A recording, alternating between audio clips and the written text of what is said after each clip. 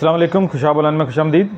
आसान कारोबार card scheme जो है वो दोबारा से शुरू हो चुकी है। आसान कारोबार कार्ड जो कि हुकूमत पंजाब ने पहले शुरू किया था, उसमें जो है लोन के लिए 1 लाख से जो है तकरीबन 75 लाख तक का सिस्टम शुरू किया गया था। तो वो पहला प्रोसेस जो कंप्लीट हो गया था। कुछ लोगों को कर्ज़े मिले हैं और कुछ लोगों को नहीं मिले। ज़्यादातर लोगों को कर्ज़े नहीं मिले। उसकी वजह ये थी कि जिन लोगों ने टायर 1 में सिलेक्ट किया था 1 लाख से जो है 5 लाख तक, तो उन लोगों को ज़्यादातर कर्ज़े नहीं मिले। उसकी वजह ये है कि काफ़ी सारे लोगों ने जो है अखुवत वाले ऑप्शन को सिलेक्ट किया हुआ था, लेकिन जब अखुवत के दायरे में जाते थे लोन लेने के लिए तो वो कहते थे कि हमारे पास जो 1 लाख से 2 लाख तक स्कीम है, आपने 5 लाख के लिए अप्लाई किया है तो आपको कर्जा नहीं मिलेगा। तो अक्सर दोस्तों ने तकरीबन 5 लाख के लिए ही अप्लाई किया हुआ था, तो वो कर्जे तकरीबन लोगों को नहीं मिले। चंद एक लोगों को उन्होंने 1-2 लाख वाले कर्जे दिए हैं अखुवत वालों ने, लेकिन वो भी फिर उन्होंने बंद कर दिए हैं कि हमारे पास फंड नहीं आ रहा, पीछे से हुकूमत फंड नहीं दे रही वगैरह वगैरह इस तरह करके। तो हुकूमत पंजाब ने जो है अब दोबारा से शुरू किया है।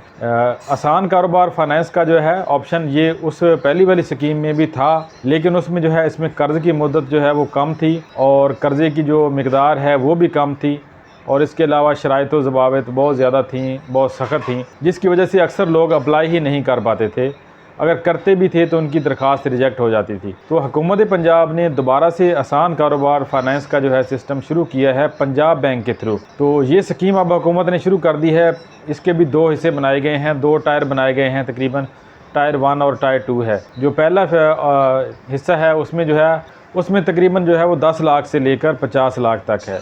जो टायर 2 है दूसरा मरला है, दूसरे में जो है तकरीबन जो है वो 50 लाख से लेकर 30 करोड़ तक कर्ज़ा है इसमें।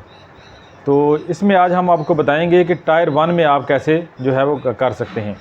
तो आपने जो है इसकी मालूमात के लिए और इसमें अप्लाई करने के लिए पंजाब बैंक के ऊपर आ जाना है। पंजाब बैंक की वेबसाइट को ओपन कर लेना है और जहाँ पे आपने जो है आसान कारोबार फाइनेंस को सिलेक्ट कर लेना है, फाइनेंस।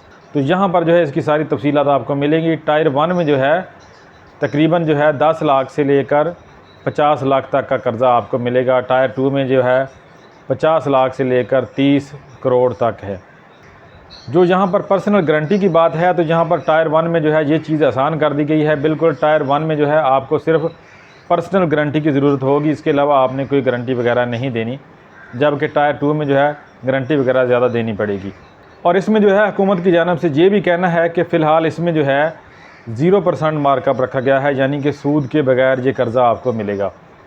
यहाँ पर ये जो 10 लाख से लेकर जो है 50 लाख तक का कर्ज़ा है कारोबार के लिए आसान कारोबार फाइनेंस में, तो ये यहाँ पर जो है 0% मार्कअप के ऊपर रखा गया है। इसके ऊपर आपसे कोई सूद वगैरह नहीं लिया जाएगा। 5 साल के लिए ये कर्ज़ा आपको दिया जाएगा। 5 साल में आपने जो है इसकी वापसी करनी है। अगर आप कोई नया कारोबार शुरू कर रहे हैं तो वहाँ पर आपको 3 महीने से लेकर 6 महीने तक रियायत भी दी जाएगी कि 3 महीने से 6 महीने के दरमियान जो है आपको रियायत दी जाएगी कि आपने पहली किस्त उस जो है टाइम तक जमा नहीं करानी जब तक आपका कारोबार जो है वो शुरू नहीं हो जाता। यानी 3 महीने के बाद या 6 महीने के बाद आपके कारोबार की नोयत को देखते हुए आपने पहली किस्त जो है जमा करवानी है। अगर आप किसी पुराने बिज़नेस में ऐड करते हैं इस पैसे को, पहले से जो आपका कारोबार चल रहा है, तो वहाँ पर आपकी जो है वो दूसरे महीने से तकरीबन आपकी शुरू हो जाती है इंस्टॉलमेंट। सिक्योरिटी डिटेल के हवाले से जहाँ पर टायर 1 में जो है आपने सारी मालूमात अपनी फ़राहम करनी है। आपके पास जो घर है उसकी क्या डिटेल है, आपका अपना है, किराए का है, कोई प्रॉपर्टी वगैरह आपके पास है, उसकी डिटेल आपको देना होगी। FBR में आपका कोई रिकॉर्ड वगैरह है तो वो सारा FBR से आपने क्लियर करके देना है सारा रिकॉर्ड। आपका कोई क्रिमिनल रिकॉर्ड नहीं है, इस तरह का कोई डाटा नहीं है, पहले से आपने कोई कर्ज़े वगैरह नहीं ले रखे, अगर लिए हैं तो वो अदा कर चुके हैं आप। और इसके अलावा जो है आपका लोन प्रोसेसिंग फ़ीस, यहाँ पर लोन के लिए जो है एक प्रोसेसिंग फ़ीस रखी गई है जो कि आपको पंजाब बैंक में जमा करवानी होगी। टायर 1 में आप अगर अप्लाई करते हैं तो 5,000 रुपया आपको पंजाब बैंक में जमा करवाना होगा सिक्योरिटी के तौर पर। अगर टायर 2 के लिए आप करते हैं तो वहाँ पर आपको 10,000 रुपया सिक्योरिटी के तौर पर पंजाब बैंक में जमा करवाना होगा। अगर आपकी दरख्वास्त मंजूर हो जाती है या रिजेक्ट हो जाती है, जो भी होता है, तो यहाँ पर जो है लिखा ये हुआ है कि 50% जो है बैंक ऑफ पंजाब रख लेगा और 50% आपको वापस देगा। आपने 5,000 रुपया जमा कराया हुआ है पंजाब बैंक में जो है कर्ज़ा लेने के लिए। अगर आपकी दरख्वास्त किसी वजह से रिजेक्ट हो जाती है, आपको कर्ज़ा नहीं मिलता, तो 50% जो है वो आपको बैंक वापस देगा। 50% जो है प्रोसेसिंग फ़ीस के हवाले से बैंक पैसे आपके रख सकता है। लेकिन इनकी पॉलिसी में तब्दीली भी आ सकती है। बाद में ये भी कहा जा सकता है जो प्रोसेसिंग फ़ीस जो है आपने दी थी, अदा की थी, वो नाकाबिले वापसी थी जी, वो आपको वापस नहीं मिलेगी, वो ख़त्म हो गई। ये वाला प्रोसेस भी हो सकता है। अगर आपकी एप्लीकेशन प्रूव हो जाती है, आपको कर्ज़ा मिल जाता है, तो फिर ये कन्फर्म है कि आपको 50% वापस दे दिया जाएगा और 50% बैंक ऑफ पंजाब रख लेगा। हर महीने की यकम को, पहली तारीख को जो है आपको इंस्टॉलमेंट करनी होगी, आपको किस्त अदा करनी होगी। जो भी आपकी कर्ज़ की रकम बनेगी, हर महीने के हिसाब से जो आपकी किस्त बनेगी वो हर महीने एक जैसी होगी और पहली तारीख को आपको अदा करनी होगी। और इसके अलावा जो है इनकी एक ड्यू डेट होगी, जैसा कि हर महीने की ये 5 तारीख करते हैं, 10 करते हैं या 15 तारीख करते हैं। अगर आप लेट करते हैं उस ड्यू डेट से, तो आपको यहाँ पर जो है जुर्माना भी देना होगा। कर्ज़ लेने के लिए आपका शनाख्ती कार्ड जो है वो पंजाब का बना हुआ हो, शनाख्ती कार्ड आपका एक्टिव हो, एक्सपायर ना हुआ हो।